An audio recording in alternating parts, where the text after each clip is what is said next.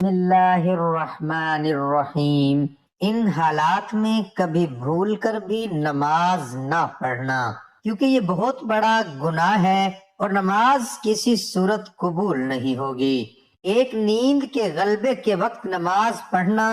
رسول اللہ صلی اللہ علیہ وآلہ وسلم نے فرمایا، براویت حضرت انس بن مالک، تم میں سے جب کسی کو نماز پڑھتے پڑھتے نیند کا غلبہ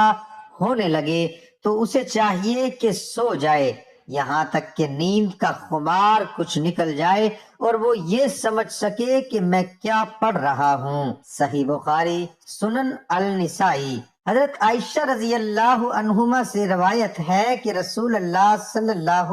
علیہ وآلہ وسلم نے فرمایا، جب تم میں سے کسی کو نماز میں نیند آنے لگے تو اسے چاہیے کہ اپنے بستر پر آ کر سو جائے، کیونکہ اس حالت میں اسے پتہ ہی نہیں چلے گا کہ وہ اپنے بارے میں دعا کر رہا ہے یا بد دعا کر رہا ہے۔ شارحین حدیث نے اس حدیث کو صلاۃ اللیل پر محمول کیا ہے، چونکہ رات کے وقت نیند کا غلبہ ہوتا ہے، اس لیے صلاۃ اللیل کی ادائیگی کے لیے اس بات کا خیال رکھنا ضروری ہے کہ نیند کا خمار بالکل زائل ہو جائے، اس کے بعد نماز ادا کی جائے۔ جبکہ بعض حضرات اس حدیث کو عام قرار دیتے ہیں کہ یہ حدیث فرض اور نفل سب کے بارے میں ہے۔ اس صورت میں یہ وضاحت ضروری ہے کہ فرض نماز کی ادائیگی میں اگر کافی وقت باقی ہو تو غلبہ نیند کی صورت میں کچھ دیر آرام کر کے نماز پڑھ لیں، اور اگر وقت تنگ ہو رہا ہو اور نماز قضا ہونے کا خطرہ ہو تو اپنی پوری کوشش کر کے اپنے آپ سے نیند اور سستی کو زائل کر کے نماز ادا کرے۔ حضرت ابو قتادہ رضی اللہ عنہ فرماتے ہیں کہ رسول اللہ صلی اللہ علیہ وآلہ وسلم نے فرمایا، تفریط نماز میں کوتاہی نیند میں نہیں ہے۔ تفریط تو بیداری میں ہوتی ہے، یعنی نیند میں اگر کسی شخص سے کبھی کوئی نماز فوت ہو جائے تو یہ تفریط نہیں کہلائے گی۔ تفریط یہ ہے کہ انسان جان بوجھ کر نماز میں اتنی تاخیر کرے کہ دوسری نماز کا وقت داخل ہو جائے، جیسا کہ شرح المشکات الطیبی میں ہے۔ اس سے نیند کو نماز پر فوقیت دینے کا وہم پیدا نہیں ہونا چاہیے، بلکہ مذکورہ حدیث میں تو نماز جیسے عظیم فریضے کو بہتر انداز میں خشوع و خضوع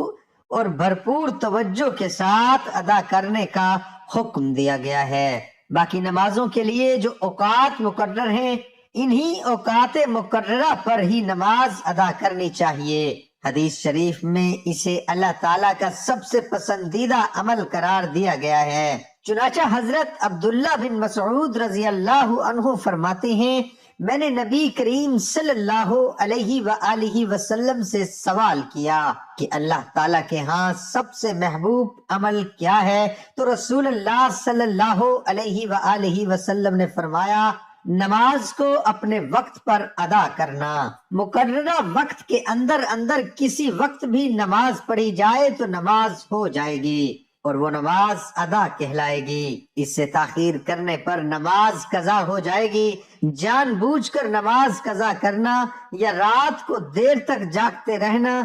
جس کی وجہ سے نماز فجر کے لیے اٹھنا مشکل ہو اور نماز قضا ہو جائے تو یہ بہت بڑا گناہ ہے، اس سے بچنا چاہیے۔ کبھی کبھار اگر انسان پر نیند کا غلبہ ہو جائے یا بوجھا نسیان کے نماز رہ جائے تو بعد میں نماز پڑھ لینی چاہیے۔ حدیث شریف میں ہے، حضرت ابو ہریرہ رضی اللہ عنہ سے روایت ہے کہ رسول اللہ صلی اللہ علیہ وآلہ وسلم نے ارشاد فرمایا، منافقین پر عشاء اور فجر کی نمازیں سب سے زیادہ بھاری ہیں۔ اگر انہیں ان نمازوں پر ملنے والا اجر معلوم ہو جائے تو ان نمازوں کی ادائیگی کے لیے گھٹنوں کے بل چل کر آئیں، اور میرا دل چاہتا ہے کہ میں نماز کا حکم کروں اور نماز کھڑی ہو جائے، اور پھر میں کسی کو جماعت کرانے کا حکم دے دوں اور خود کچھ ایسے لوگوں کے ساتھ لے کر جن کے پاس لکڑیوں کی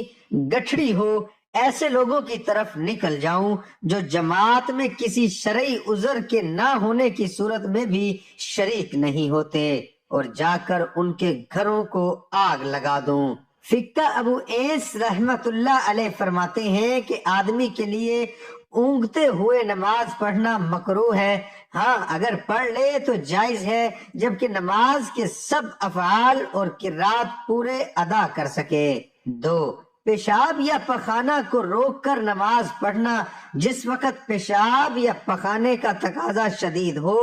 ایسے وقت نماز پڑھنا مکروہ تحریمی ہے۔ اسی طرح اگر نماز کے دوران پیشاب یا پخانہ زور کرے تو نماز توڑ کر فراغت کر کے پھر نماز پڑھنا چاہیے۔ نماز کراہت کے ساتھ ہو جائے گی اور گناہ ہوگا، لیکن اگر وقت تنگ ہو، اس طور پر اگر وضو میں مشغول ہوگا تو نماز کا وقت ختم ہو جائے گا تو پہلے نماز پڑھ لے، اس کے لیے نماز قضا کرنے کا گناہ زیادہ سخت ہے بنسبت کراہت کے ساتھ نماز پڑھنے کی صورت مسئولہ میں۔ چونکہ وقت تنگ ہونے کا عذر نہیں ہے، اس لیے پہلے پیشاب پخانہ استنجا سے فارغ ہو کر وضو کرے، پھر مغرب کی نماز پڑھے۔ پیشاب یا پخانہ لگے ہونے کی حالت میں نماز پڑھنے کی ممانعت احادیث مبارکہ میں آئی ہے۔ سیل میں چند احادیث نقل کی جاتی ہیں۔ حضرت ہشام بن عروہ اپنے والد عروہ سے روایت کرتے ہیں کہ حضرت عبداللہ بن ارقم رضی اللہ عنہ لوگوں کی امامت کرایا کرتے تھے۔ ایک دن جماعت کا وقت ہو گیا تو آپ قضائے حاجت کے لیے چلے گئے، پھر واپس آئے تو فرمایا، میں نے رسول اللہ صلی اللہ علیہ وآلہ وسلم کو یہ فرماتے ہوئے سنا کہ جب تم میں سے کسی کو پخانہ لگا ہو تو نماز پڑھنے سے پہلے اسے فارغ ہو لے۔ حضرت صوبان رضی اللہ عنہ سے روایت ہے کہ رسول اللہ صلی اللہ علیہ وآلہ وسلم نے فرمایا، کسی شخص کے لیے یہ جائز نہیں ہے کہ دوسرے کے گھر میں تاک جھانک کرے بغیر اس کی اجازت کے، اور اگر اس نے ایسا کیا تو گویا وہ اس میں داخل ہو گیا، اور کوئی امام جماعت سے نماز پڑھائے تو صرف اپنے ہی لیے دعا نہ کرے، مقتدیوں کو چھوڑ کر اگر اس نے ایسا کیا تو اس نے ان کے ساتھ خیانت کی، اور کوئی شخص اس حالت میں نماز کے لیے کھڑا نہ ہو کہ وہ پیشاب پخانہ کو روکتا ہو۔ حضرت ابو امامہ رضی اللہ عنہ سے روایت ہے کہ رسول اللہ صلی اللہ علیہ وآلہ وسلم نے منع فرمایا کہ کوئی شخص اس حالت میں نماز نہ پڑھے کہ وہ پیشاب پخانے کو روکتا ہو۔ حضرت عبداللہ بن ارقم رضی اللہ عنہ بیان کرتے ہیں کہ نبی صلی اللہ علیہ وآلہ وسلم نے فرمایا، جب نماز کا وقت ہو اور تم میں سے کسی کو پخانے کی حاجت ہو تو وہ پہلے رفع حاجت کر لے۔ 3، سخت بھوک کی حالت میں نماز پڑھنا۔ اگر جماعت تیار ہو اور بھوک بھی شدت کی نہ ہو تو ایسی صورت میں نماز سے پہلے کھانا کھانا جائز نہیں ہے۔ اگر جماعت تیار ہو اور بھوک بھی شدت کی نہ ہو تو ایسی صورت میں نماز سے پہلے کھانا کھانا جائز نہیں ہے۔ دوسری صورت میں اگر شدت کی بھوک لگی ہو اور انسان کو پتہ ہو کہ وہ کھانا کھائے بغیر نماز میں خشوع و خضوع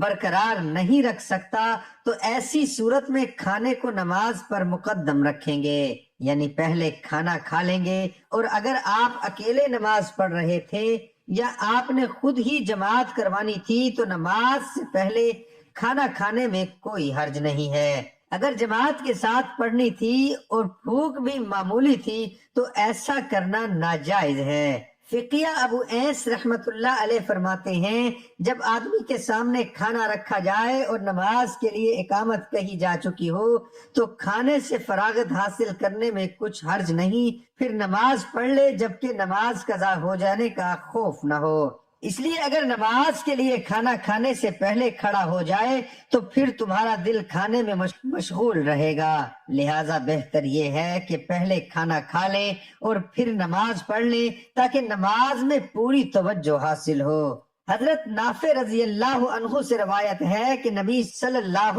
علیہ وآلہ وسلم نے فرمایا، جب تم میں سے کوئی کھانا کھائے تو ہرگز جلدی نہ کرے یہاں تک کہ اس سے فارغ نہ ہو لے، اگرچہ نماز کے لیے اقامت کہی جائے۔ حضرت عائشہ رضی اللہ عنہا، عبداللہ بن عمرو اور انس بن مالک رضی اللہ عنہم سے روایت ہے کہ رسول اللہ صلی اللہ علیہ وآلہ وسلم نے فرمایا، جب نماز کھڑی ہو جائے اور رات کا کھانا بھی سامنے آ جائے تو رات کے کھانے سے پہل کرو، جب نماز کھڑی ہو جائے اور کھانے پینے کی اشیاء سامنے موجود ہوں تو مناسب یہ ہے کہ کھانے پینے سے پہل کی جائے تاکہ نمازی کی بھوک ختم ہو جائے اور اس کا ذہن دوران نماز کھانے کی طرف نہ لگا رہے، لیکن اس کی شرط یہ ہے کہ نماز کا وقت تنگ نہ ہو اور کھانے کی ضرورت اور اس کی چاہت بھی ہو۔ اس میں اس بات کی تاکید کی ہے کہ یہ شریعت کامل ہے اور آسانی و کشادگی کے ساتھ انسانی جان کے حقوق کا خیال رکھتی ہے۔ اللہ پاک ہمیں دین کو سمجھنے اور اس پر عمل کرنے کی توفیق عطا فرمائے اور ہمیں نیک کاروں میں شامل کرے۔